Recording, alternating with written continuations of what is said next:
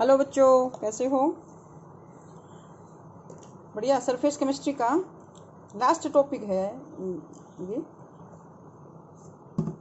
तो इसमें हम पढ़ेंगे protective action of lyophilic colloids and gold number के बारे में एंड इमल्सन्स के बारे में। ओके, तो प्रोटेक्टिव एक्शन का मतलब क्या है? देखो, हमने पढ़ा कि lyophobic colloids are not much stable. जब भी उसमें हम कोई इलेक्ट्रोलाइट डालते हैं दे गेट कोगुलेटेड।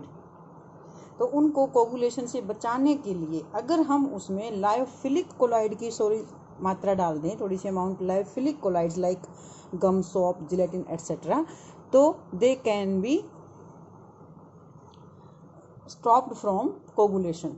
ठीक है, तो इस लायोफिलिक कोलॉइड को ऐड करके लायोफोबिक कोलॉइड्स को कोगुलेशन से बचाने को बोलते हैं protection. The process of addition of lyophilic colloids to lyophobic colloids is। कई बार ये क्वेश्चन पूछा जाता है कि which type of colloids are known as protective colloids। तो इसका आंसर क्या होगा? Lyophilic colloids. लायोफिलिक कोलॉइड्स की जब हम लायोफोबिक कोलॉइड्स में डाल देते हैं, तो मान लीजिए ये लायोफोबिक का मॉलिक्यूल है, तो लायोफिलिक जो कोलॉइड्स हैं वो चारों तरफ उसके एक ऐसी लेयर बना लेते हैं। उस लेयर बनाने के कारण लायोफोबिक के मॉलिक्यूल्स कोगुलेट नहीं हो पाते, इकट्ठा नहीं हो पाते। तो इसको बोलते हैं protection of colloids. Lyophilic colloids are known as protective colloids. What is gold number? Gold number एक नंबर है। It is given by Zsigmondy in 1901। करता क्या है ये गोल्ड नंबर? हमें क्या बताता है? It compares the protective action of different lyophilic colloids. Lyophilic colloids की प्रोटेक्टिव एक्शन की किसका कितना ज़्यादा प्रोटेक्शन कर सकता है, कोई भी लायोफिलिक कोलॉइड कितना ज़्यादा प्रोटेक्शन कर सकता है। तो किसी भी प्रोटेक्टिव कोलॉइड की लायोफिलिक गोल्ड नंबर की डेफिनेशन क्या होगी? Gold number of A protective colloid is minimum mass of it in milligram which must be added to 10 ml of a standard red gold sol। अब standard red gold sol किसको मानते हैं हम? जिसके अंदर 0.0053 to 0.0058% गोल्ड हो, so that no coagulation of the gold sol take place when 1 ml of 10% sodium chloride solution is rapidly added to it। इस definition में क्या दिया हुआ है कि हमारे पास रेड गोल्ड सोल है, रेड गोल्ड का कोलाइडल सोल है, जिसके अंदर जब हम 1 ml ऑफ 10% NaCl डालते हैं तो उसकी कोगुलेशन हो जाती है, लायोफोबिक कोलॉइड की कोगुलेशन हो जाती है। ठीक है, तो उसको कोगुलेशन ना होने के लिए उसमें हम क्या डालते हैं? Amount of protective colloid in milligram, minimum amount of protective colloid which is added in 10 ml of standard red gold sol. अब देखिए, जैसे ये है red gold sold, red colour का होता है, जिसमें हमने 1 ml ऑफ 10% NaCl डाला, तो it will take coagulation. Coagulation होते ही जो रेड कलर है वो ब्लू कलर का हो जाएगा। ठीक है, अब हमने इसमें 1 ml ऑफ 10% NaCl के साथ साथ एक प्रोटेक्टिव कोलॉइड और डाल दिया, कोई भी स्मॉल अमाउंट में। तो प्रोटेक्टिव कोलॉइड डालने के बाद क्या होगा कि इसकी कोगुलेशन नहीं होगी, no colour will be change, colour change नहीं होगा। तो इसका मतलब क्या हुआ? इसका हो गया प्रोटेक्शन। तो गोल्ड नंबर होता है कि किसी भी प्रोटेक्टिव कोलॉइड की कितनी अमाउंट हमने डाली है, 10 ग्राम रेड गोल्ड सोल में कितनी अमाउंट हमने डाली। तो इसलिए इसको, क्योंकि उसमें गोल्ड सोल लिया है, तो इसको गोल्ड नंबर बोलते हैं। Smaller the value of gold number, gold number की जितनी स्मॉल वैल्यू होगी प्रोटेक्टिव कोलॉइड के लिए, उतना ही ग्रेटर इसका प्रोटेक्टिव एक्शन होगा। यानी कि उस किसी भी लायोफिलिक कोलॉइड की जिसकी हमें कम अमाउंट डालनी पड़े प्रोटेक्शन के लिए, तो उसका प्रोटेक्टिव एक्शन ज़्यादा है, इसका मतलब। Gelatin has the least gold number, सबसे कम गोल्ड नंबर जो है वो जिलेटिन का है, 0.005 से 0.01। इसका मतलब क्या है कि इसका प्रोटेक्टिव एक्शन मैक्सिमम है। तो ये कुछ मैंने टेबल बनाई है प्रोटेक्टिव कोलॉइड्स की। जैसे जिलेटिन है, इसका गोल्ड नंबर 0.005 से 0.01 है।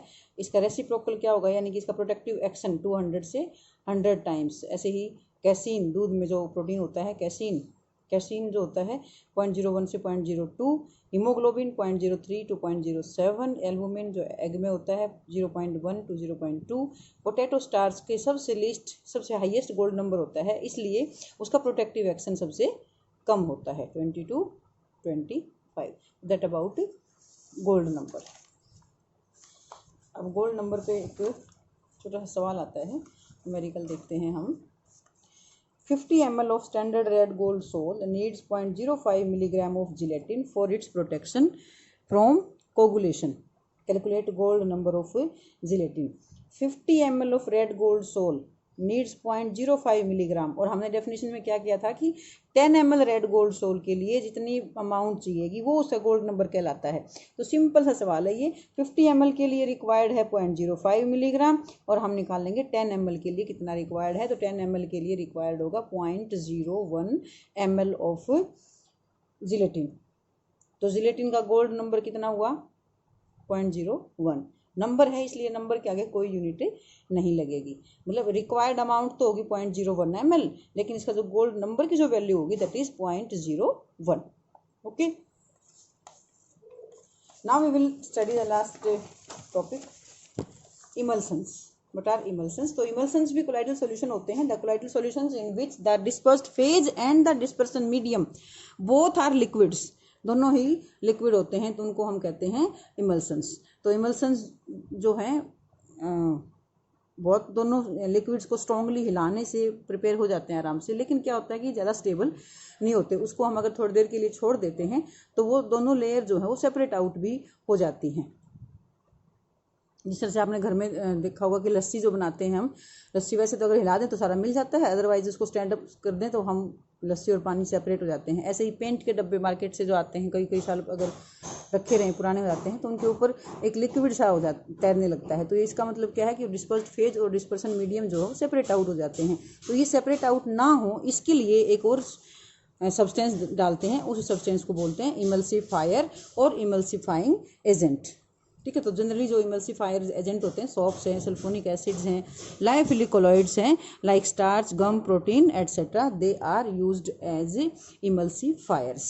टाइप ऑफ इमल्शंस 2 टाइप होती है मेनली। ऑयल इन वाटर, यानी कि ऑयल इन वाटर का मतलब है वाटर ज़्यादा है ऑयल कम है, तो oil is dispersed phase and water is dispersion medium. For example milk, तो मिल्क एक तो पहली बात तो मिल्क इमल्सन है। फिर किस टाइप का इमल्सन है? ऑयल इन वाटर टाइप का है। वेनिशिंग क्रीम्स, जो भी हमारी वेनिशिंग क्रीम जो होती हैं, मॉइस्चराइजर जो आते हैं थोड़ी सी लिक्विड फॉर्म में जो होते हैं, they are oil in water type. Water in oil, water के यानी कि वाटर कम है ऑयल ज़्यादा है, तो water is dispersed phase and oil is dispersion medium. For example cold liver oil, butter and cold cream. जैसे एक क्वेश्चन आता है, बहुत ही छोटा सा क्वेश्चन है कि what is difference between vanishing cream and cold cream. तो वेनिशिंग क्रीम जो होती हैं, जो जिनको हम मॉइस्चराइजर बोलते हैं, जो थोड़ी से लिक्विड से होते हैं, वो vanishing creams are oil in water type of emulsion and cold cream are water in oil type emulsion. That's all about the surface chemistry. Applications of colloid you can read from the book directly. Thank you. Have a good day.